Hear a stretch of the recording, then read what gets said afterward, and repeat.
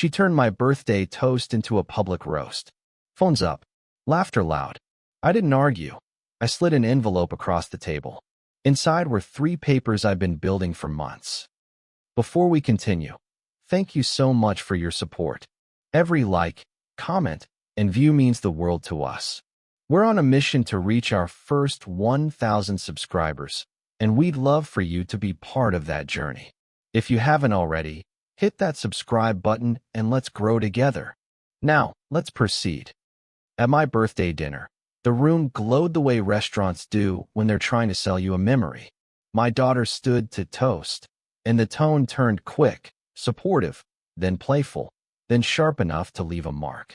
"Our family ATM," she said, and the table laughed like they'd rehearsed it. Phones came up. The bands grew thin to a hush. I could have pushed back. I could have told the real story behind the thrift store suit and the late fees I swallowed to keep her first apartment open. Instead, I counted 4 slow breaths and let the moment pass me like weather. She went on, the kind of performance that makes strangers complicit because it's easier to laugh than to stand up. Even the waiter froze mid-step with a plate of roasted duck, unsure which side of the joke he was standing on. My daughter's fiancé draped his arm across his chair like he owned the view, chiming in with a thrift store gala jab that got them another round of attention. I stayed where I was, the way a lighthouse stays, even when it's mistaken for a prop. Silence worked on me like armor. When the laughter peaked, I reached into my jacket and slid a cream envelope with a red wax seal onto her plate. No speech, no lecture. Just, read this when the music stops. The seal faced her like an eye. She tilted her head, as if listening for the gimmick. There wasn't one.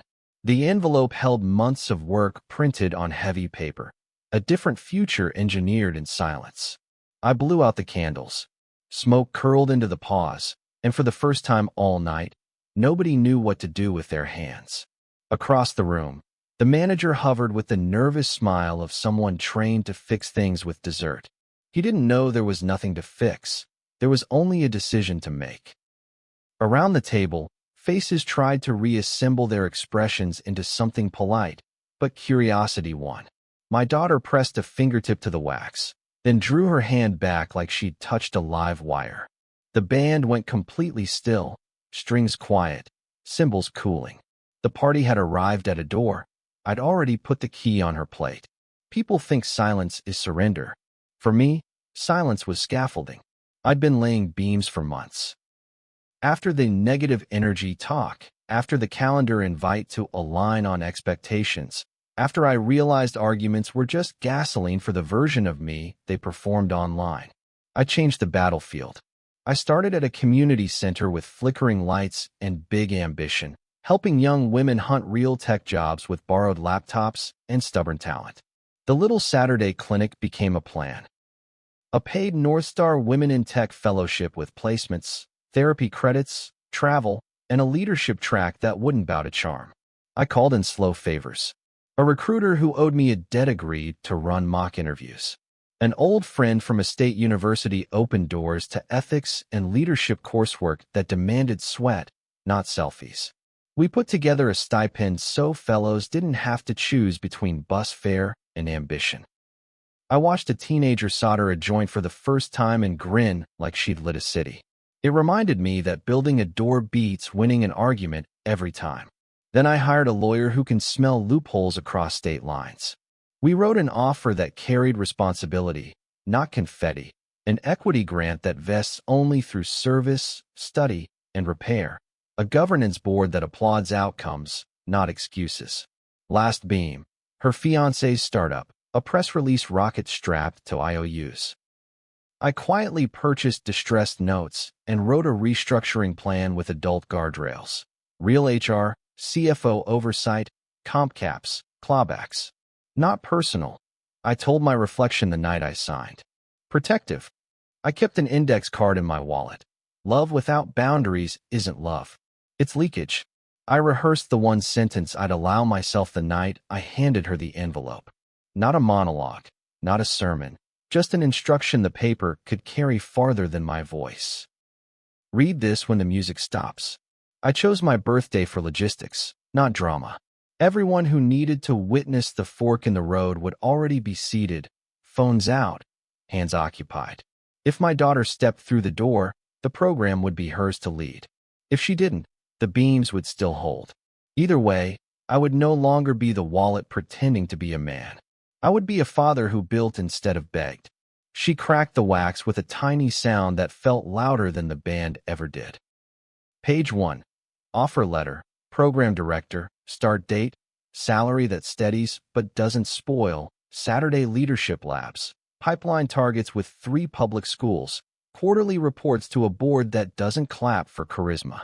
She read it twice, and her smile faltered in a way that wasn't defeat, more like waking up. The letter left room for growth and none for shortcuts. Page 2. Equity grant, 10%. In the parent fund, vesting only after 1,000 verified community hours, completion of ethics and leadership coursework, 2 open town halls a year where fellows could question her decisions, and 3 handwritten apologies to people she publicly belittled, identified by event and date, not by name. Not punishment. Repair. The clauses were built to turn spotlight into stewardship. Page 3. Investment and restructure agreement for the startup.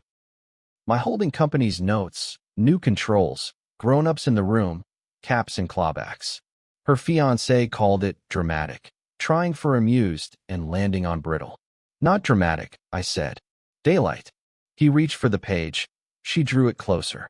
Around us, the room tried to remember how to breathe. On the plate between us lay a map with unskippable roads.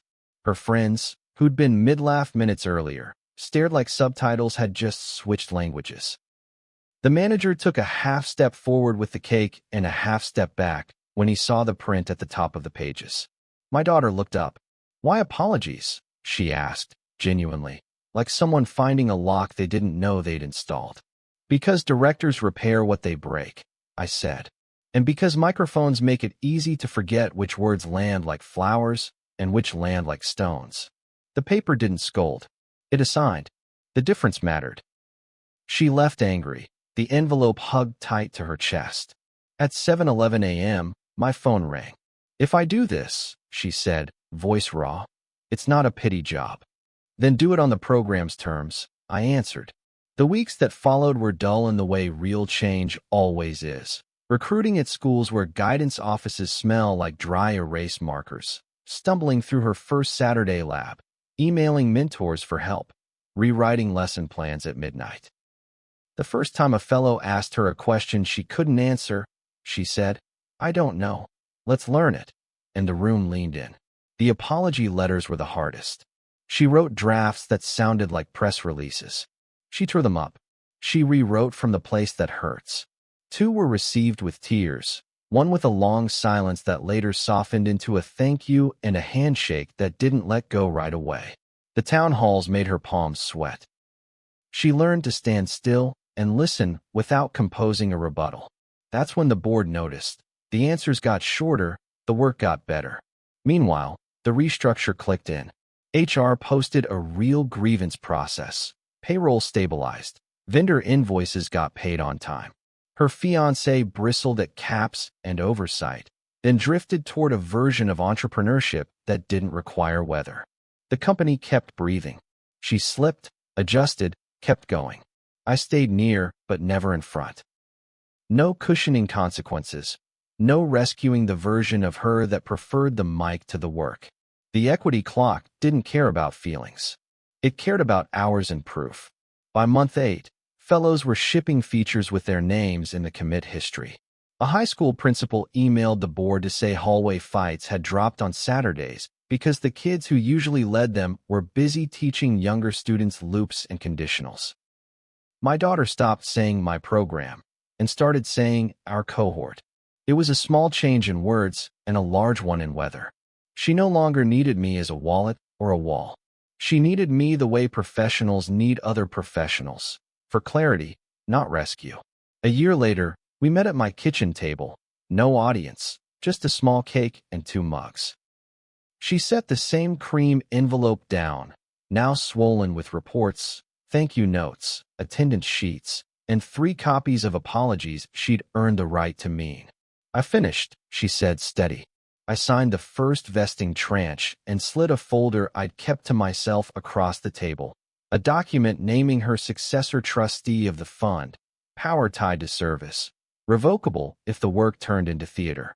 She read it once, then again, and didn't look up for a long breath. She told me about a fellow who'd almost dropped out but stayed because Saturday labs felt like oxygen. She told me about the kid who saw her at a town hall and decided to study computer science, not because she was perfect, but because she wasn't and kept going. The startup, quieter now, had started delivering on promises it used to make loudly. It turns out grown-up guardrails don't kill speed, they kill fires. We cut the cake. No speeches, no toasts, just the soft ordinary of forks on plates. Before she left, she touched the envelope and said, "Thanks for choosing a door instead of a mic." I walked her to the door and watched her carry the folder like a responsibility instead of a prize. That was the point all along. Not to win in public, but to build something that would still be standing when the lights and phones went dark. Boundaries held. Lives changed. And the gift that began as quiet finally spoke in a voice that didn't need to be loud to be heard. I wasn't the family ATM anymore. I was the man who built the room where my daughter learned how to lead, and the kind of father who could finally go to sleep without checking his phone for fires he'd be asked to put out with his heart. Thank you so much for watching. If you enjoyed this story, don't forget to hit that subscribe button and help us reach our first 1,000 subscribers. Your support means the world to us.